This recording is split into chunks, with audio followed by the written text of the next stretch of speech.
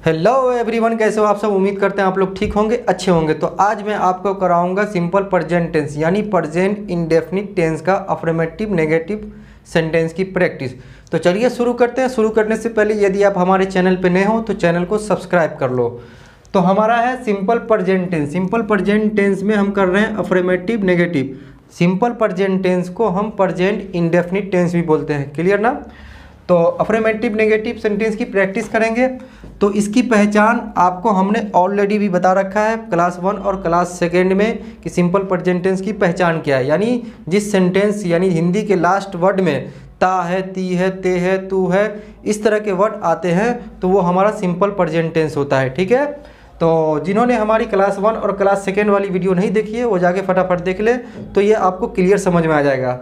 तो हम एक सेंटेंस लिखते हैं, जैसे कि मैं नहीं खाता हूँ।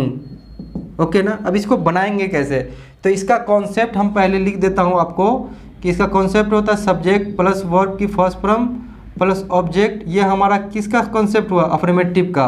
अगर हम अफर्मेटिव नेगेटिव बनाएंगे subject plus do does plus not plus verb की फर्स्ट फॉर्म प्लस ऑब्जेक्ट, ये हमारा अफर्मेटिव नेगेटिव सेंटेंस का कॉन्सेप्ट हुआ। ठीक है। और सब्जेक्ट प्लस वर्ब की फर्स्ट फॉर्म प्लस ऑब्जेक्ट हमारा अफर्मेटिव सेंटेंस का यानी सिंपल वाले सेंटेंस का कॉन्सेप्ट हुआ।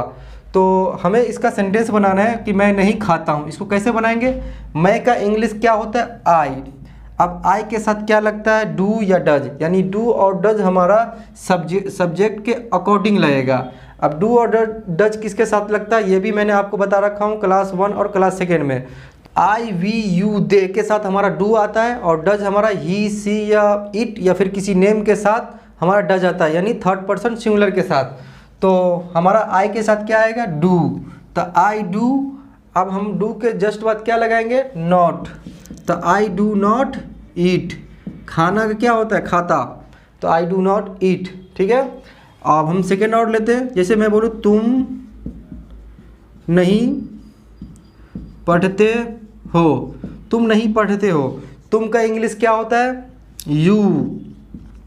यू हमारा यू के साथ हमारा क्या आएगा, डू या डज, यानी डू आएगा।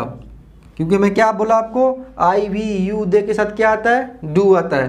तो यू डू, डू के बाद हमारा क्या आएगा, नॉट। क्योंकि कॉन्सेप्ट में क्या है कि डू और डज के साथ जस्ट बाद क्या लगाएंगे, नॉट।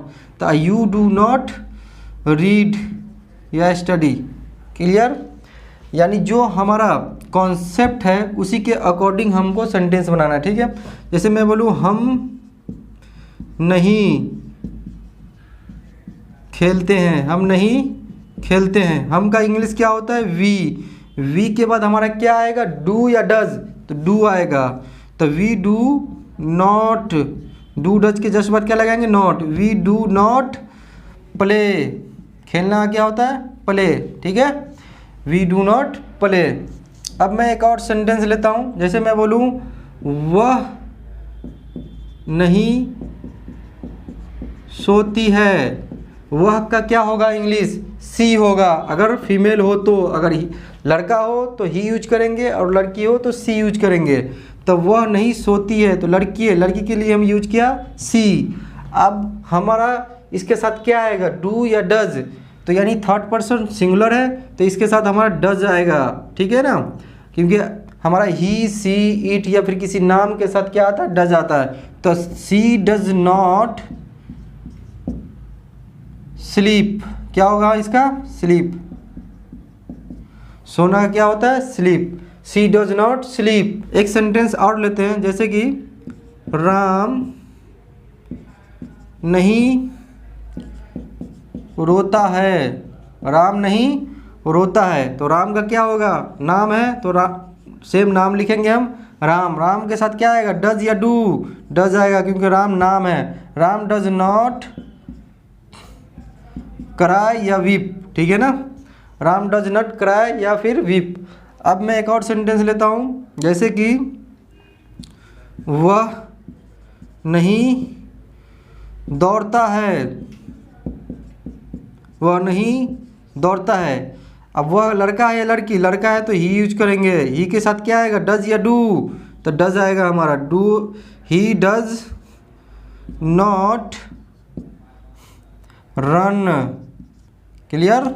आई होप आपको सिंपल प्रेजेंट टेंस का अफर्मेटिव नेगेटिव सेंटेंस बनाने आ गया होगा, समझ में आ गया होगा। तो मिलते हैं नेक्स्ट वीडियो में, फिलहाल के लिए जय हिंद।